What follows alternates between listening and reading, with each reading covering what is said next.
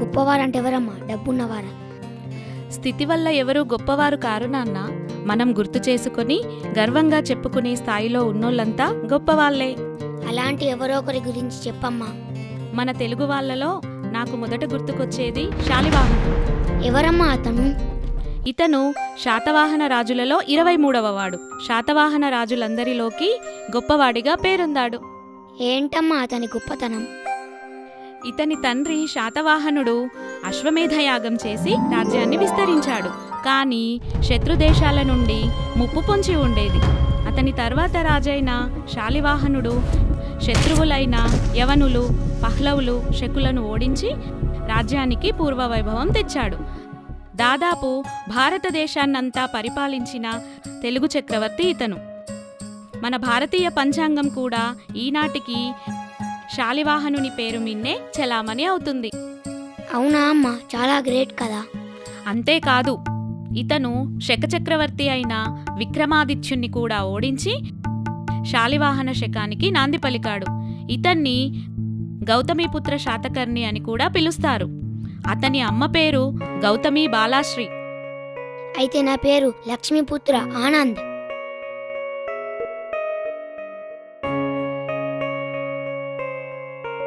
మేస్త్రి, మీ అబ్బాయి వస్తున్నాడు.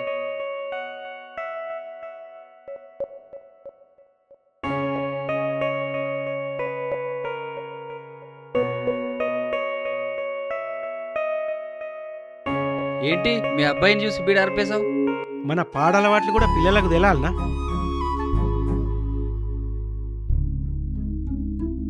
ఏంటి బడికెళ్ళలేదా? ఇటెందుకు వచ్చావు? ఆదివారం కూడా బడికెళ్ళాలా నాన్న? అయ్యో, ఈరోజు ఆదివారం అని మరచిపోయా. ఆదివారం అయినా మీకు సెలవు ఉండదు కదా నాన్న? చేసేటోనికి అన్నీ పని తినాలే, చెయ్యలేనోడికి అన్నీ సెలవు తినాలే. ఇదేమన్నా ఉద్యోగమా ఏంటి? ఈరోజు పనిలో సాయపడదామని ఇటచ్చా. ఇప్పుడు నీ చదువుకునే వయసు, బాగా చదువుకో. నీ వయసులో చదువుకోలేకే ఇప్పుడు ఇలా ఉన్నా. పని వెతుక్కుంటూ ఊరూరు తిరిగి చివరికి ఈ ఊర్లో సెటిల్ అయ్యాం. అంటే ఇది మన ఊరు కాదా నాన్న? చేసుకోవడానికి పన్నిచ్చి నా అనే 4 మిత్రులుండే ఏ ఊరైనా మనూరే.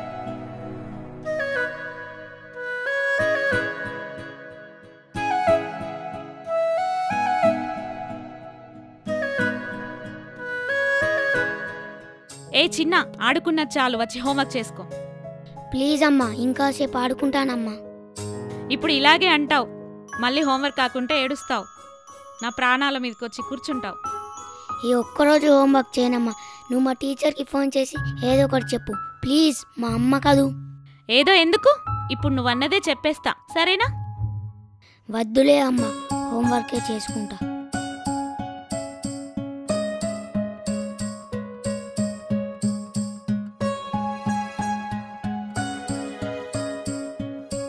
అమ్మా, కొల్లేరు సరస్సు గురించి కొంచెం చెప్పమ్మా. కొల్లేరు సరస్సు ఇది గోదావరి కృష్ణా డెల్టాల మధ్య గల అతిపెద్ద సహజ మంచినీటి సరస్సు. ఇది 1,00,000కు పైగా ఎకరాల్లో విస్తరించి ఉంది. ఈ సరస్సులో ఎన్నో లంకలున్నాయి. ప్రకృతి అందాలకు, ఎన్నో రకాలైన చేపలకు ఇది నిలయం. ప్రతి ఏడాది అక్టోబర్ మార్చి మధ్య విదేశీ పక్షులు ఇక్కడికి వలస వస్తాయి. నైజీరియా నుండి కూడా పక్షులు ఇక్కడికి వలస వస్తాయి. పక్షులు అంత దూరం నుండి వలసెందుకు వస్తాయి అమ్మా?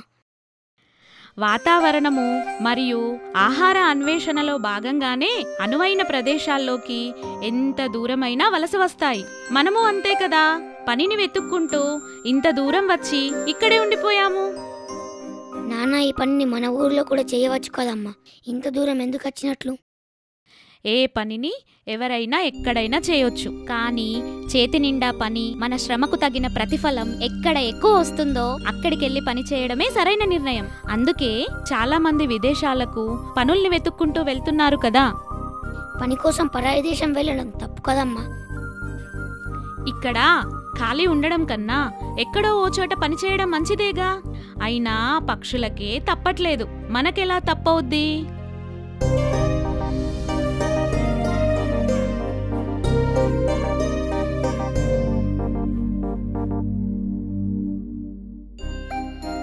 ఏమ్రా, అంత మంచిదేనా? అంత మంచిదేరా. అరే, నువ్వు చాలా లక్కీరా. ఎందుకురా? అంత గొప్ప ఫాదర్ నీకున్నందుకురా. నాన్న తను నా ప్రపంచంరా. తన గురించి ఎంత చెప్పినా తక్కువే. తను ఎంత కష్టపడ్డా మమ్మల్ని ఇంత కూడా కష్టపెట్టలేదురా. మా అయ్య ఉన్నారా, ఎడ్డేవంటే తెడ్డేవంటాడు, చదువుతా అంటే చదవనియాడు, చేస్తా అనేది చేయనియాడు. ఒరేయ్, పేరెంట్స్ ఏం చెప్పినా ఏం చేసినా ఆలోచించే చేస్తారా? అలా ఆలోచించే పేరెంట్స్ ఉంటే మంచిదేరా. నాకు క్రికెట్ పిచ్చి, ఇప్పటికి ఐపీఎల్ ఆడేటోన్ని. ఏనాడైనా ఆడనిచ్చిండా? నేను బ్యాట్ పడితే తను కట్టెపడుతుండే. ఇంటర్ కాగానే డిగ్రీ చేసి గ్రూప్స్ రాద్దాం అనుకున్నా, లేదు ఎంసెట్ రాసి ఇంజనీరింగ్ చేయాలంటాడు. సరే పోనీలే అని సిఎస్సి చేస్తానంటే సివిల్ ఇంజనీరింగ్ చేయించిండు. ఏందిరా ఈ బొమ్మరిల్ ఫాదరు? అరే, చాలామంది పేరెంట్స్ వాళ్ళ పిల్లల చదువులు మధ్యలో మాన్పించి పనుల్లో పెట్టారు. కానీ మన పేరెంట్స్ అలా చేయనందుకు మనం సంతోషపడాలి. వాళ్లతో అయినంత మనం చదివినంత వాళ్ళు చదివించారు. ఇంతవరకు బాగానే ఉంది. అసలు సమస్య అంతా ఇక నుండేరా. ఏంట్రా సమస్య? జాబ్రా. నువ్వు జాబ్ అనుడు జాబ్ గురించి ఆలోచించలేదురా. నువ్వు తలుచుకుంటే ఈ పాటికి ఎక్కడైనా ఈజీగా జాబ్ వచ్చేది. అదే నీ ప్లేస్లో నేనుంటేనా ఈ పాటికి ఆ యుఎస్ వెళ్ళేవాడిని. అనుకున్న ప్లేస్మెంట్ ఇక్కడ రాకుంటే అమెరికా వెళ్ళినా తప్పు కాదురా. మనం బ్రతకడానికి పుట్టాము. బ్రతుకు తెరువు కోసం ప్రపంచంలో ఎక్కడికి వెళ్ళినా తప్పు కాదురా. కానీ నా అనుకున్న వాళ్ళందరినీ వదిలిపెట్టి ఎవడు ఇవ్వమన్నాడ్రా? కూడా కుటుంబాన్ని తీసుకెళ్ళు.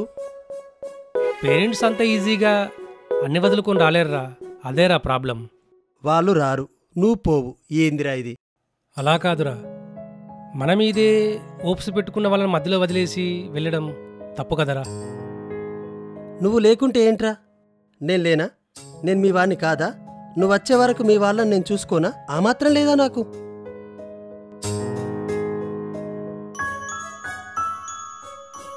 నర్రా నడు.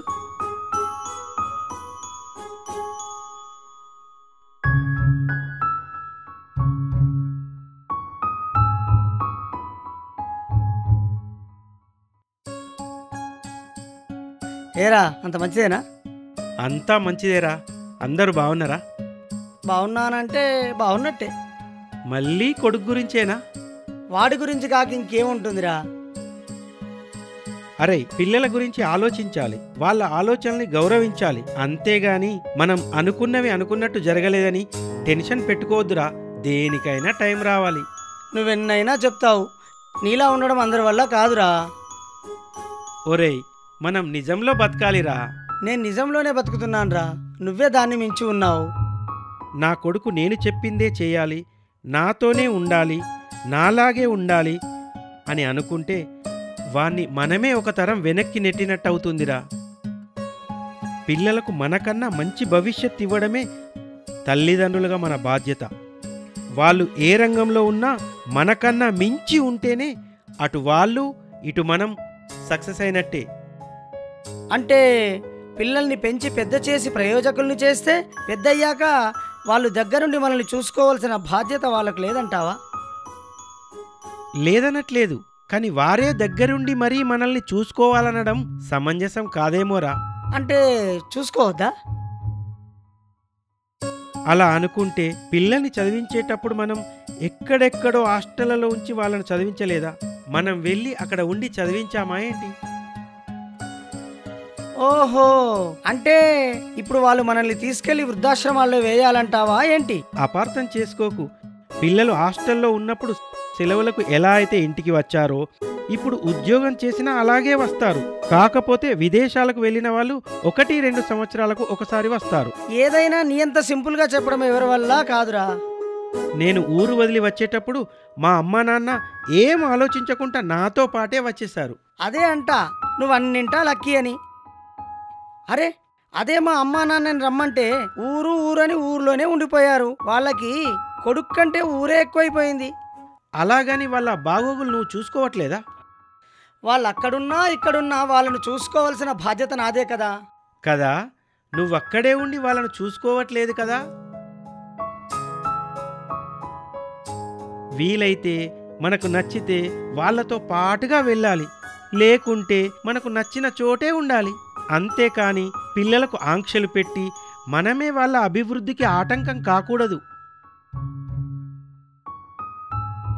మనం ఎక్కడ పుట్టి ఎక్కడ పెరిగి ఎక్కడ ఎప్పుడు ఎలా పోతామో ఏదీ మన చేతుల్లో లేదు. మన చేతుల్లో లేని వాటి గురించి ఆలోచించి మన చేతుల్లో ఉన్న మన పిల్లల భవిష్యత్తు నాశనం చేద్దామా? కరోనా సమయంలో ఎవరు ఎక్కడ ఎలా చచ్చారో, ఎవరు ఎవరికి తలకొరువు పెట్టారో ఎవరికైనా తెలిసిందా? అందరూ ఉండి అనాథల్లా కనీసం కంటి చూపుకు నోచుకోకుండా ఎందరో కనుమరుగైపోయారు. కరోనా మనకు ఎన్నో పాఠాలు నేర్పించింది. అయినా మనుషులం కదా, మూర్ఖత్వం ఎటూ పోదు. మనం పుట్టినప్పుడే మన చావెప్పుడు, మన చితికి కొరివి పెట్టేటిదెవరో అన్నీ రాసుకునే వచ్చాం. ఈ కాయం కట్టెల్లో కాలే రోజున మన కన్నవాళ్ళు ఉంటే సంతోషమే, లేకున్నా మనకు కావలసిన వాళ్ళు ఉన్నా సంతోషమే. ఎందుకంటే అప్పుడు ఎలాగూ మనం ఏదీ చూడలేం కదా. నాన్న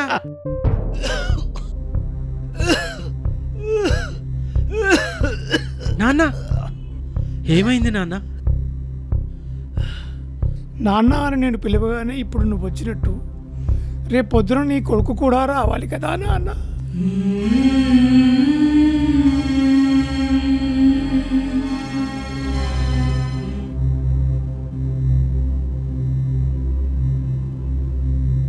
అరే అరే, నాకు ఎమర్జెన్సీ కాల్ వచ్చింది, ప్లీజ్ నేను వెళ్తారా? మ్యాచ్ మధ్యలో ఇలా బ్రో, నీ మీద హోప్స్ పెట్టుకున్న మమ్మల్ని ఇలా మధ్యలో వదిలేసిపోవడం తప్పు కదా. అరే నేను లేకుంటే ఏంట్రా, మనోళ్ళు లేడా? వాడిని సబ్స్టిట్యూట్గా తీసుకోండి. నేను వచ్చేంత వరకు ఆట నడవడం ముఖ్యం, వచ్చాక అంతా నేను చూసుకుంటారా? అరే ఒక గుడ్ ఐడియా రా. ఏంట్రా అంత పెద్ద ఐడియా? చెప్తా పదా.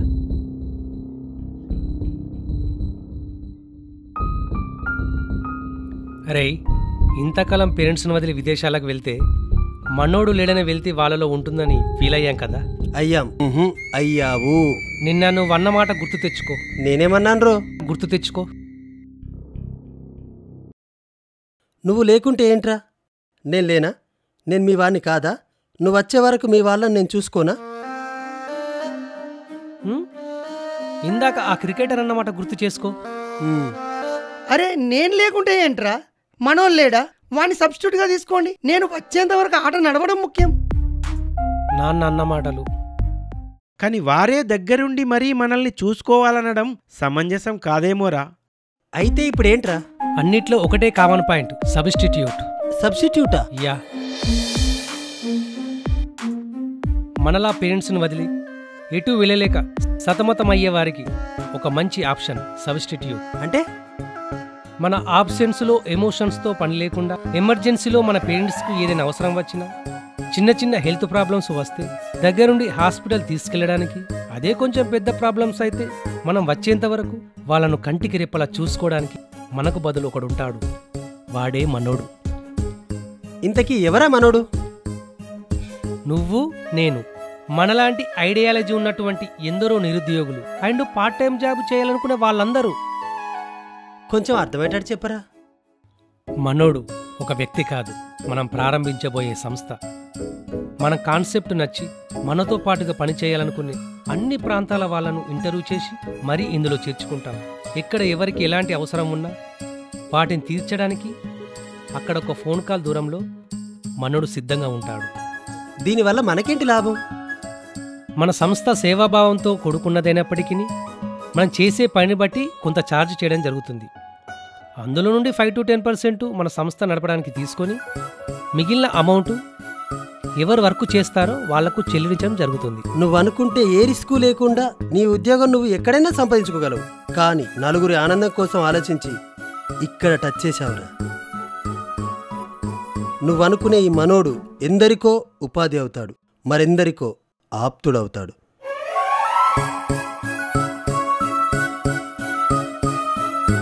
అయినా ఇలాంటి ఐడియాలు ఎలా వస్తాయిరా బాబు? గొప్పవారంటే ఎవరో కాదురా, నీలా ఆలోచించేవాళ్ళు.